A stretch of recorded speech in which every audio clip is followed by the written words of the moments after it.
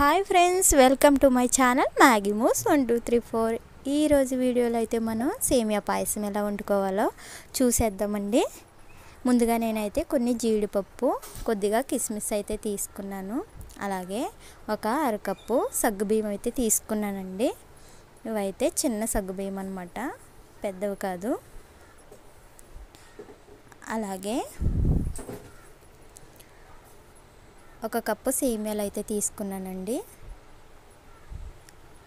Normal సేమియాలు అయితే తీసుకున్నాను, రోస్టెడ్ సేమియాలు అయితే కాదండి ఇవి. ఇంకా ఒక అరకప్పు పంచదార అయితే తీసుకున్నాను.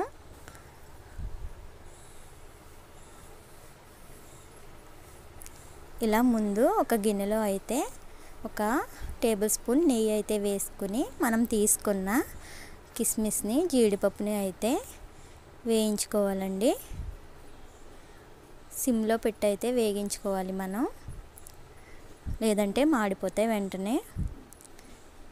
ఇలా కొద్దిగా బ్రౌనిష్ కలర్ వచ్చే వరకు వేయించుకుని తీసుకుని పక్కన పెట్టుకోవాలండి.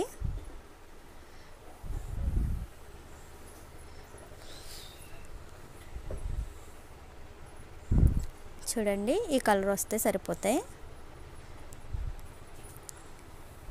తర్వాత మనం అదే గిన్నెలో మనం తీసుకున్న సేమియాలు కూడా వేసుకుని ఇలా బ్రౌనిష్ కలర్ వచ్చే వరకు అయితే వీటిని కూడా వేయించుకుని పక్కన పెట్టుకోవాలండి.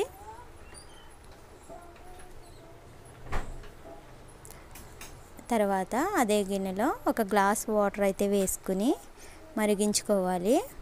ఇలా మరుగుతున్న వాటర్లో మనం తీసుకున్న సగ్గుబియ్యం అయితే వేసేసుకోవాలండి.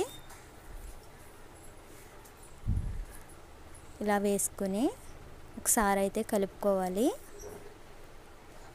ఈ సగ్గుబియ్యం అయితే చాలా తొందరగా అయితే ఉడికిపోతాయండి. ఇలా ఉడుకుతున్న సగ్గుబియ్యంలో మనమైతే పాలు వేసేసుకోవాలి. చూడండి, నేనైతే పాలు వేసేసుకున్నాను. ఇవైతే 1/2 లీటరు పచ్చిపాలు అయితే వేసేసానండి. ఇలా పాలు అయితే వేసేసుకున్న తర్వాత బాగా మరిగించుకోవాలి. చూడండి, పాలు అయితే పొంగినాయి కదా. ఇలా పొంగిన తర్వాత మనం తీసుకున్న సేమియాలు కూడా వేసేసుకోవాలండి. ముందుగానే వేయించి పెట్టుకున్నాం కదా, అవైతే వేసేసుకుని ఇలా బాగా అయితే మిక్స్ చేసుకోవాలి. లేదంటే గడ్డగడ్డల కింద ఉండిపోతుందండి సేమియా బాగా కలపకపోతే.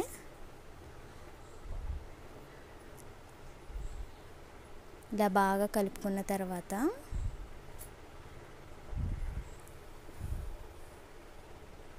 పంచదార వేసుకోవాలండి.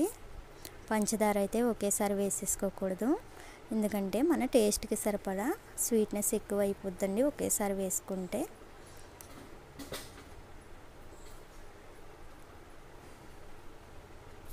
ఇలా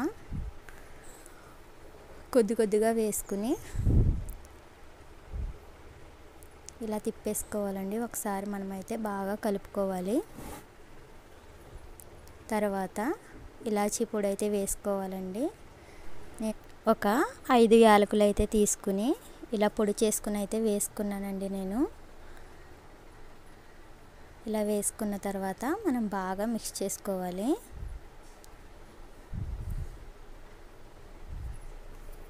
ఇలా బాగా మిక్స్ చేసుకున్న తర్వాత మనం మూత పెట్టేసుకుని ఒక 5 మినిట్స్ అయితే ఉడికించుకోవాలండి. సిమ్లో పెట్టి అయితే ఉడికించుకోవాలి, లేదంటే పొంగిపోతుంది. ఇలా 5 మినిట్స్ తర్వాత అయితే మనకి అలా చిక్కబడిపోతుందండి కొద్దిగా. దానిలో మనం ముందుగా వేయించి పెట్టుకున్న జీడిపప్పు, కిస్మిస్ అయితే వేసేసుకోవాలి. ఇలా వేసుకున్న తర్వాత ఒకసారి మిక్స్ చేసుకుని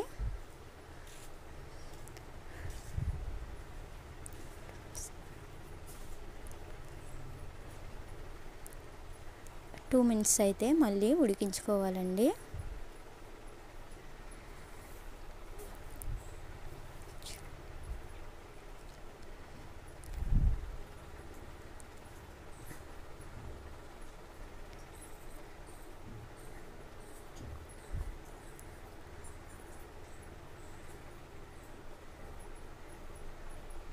2 మినిట్స్ తర్వాత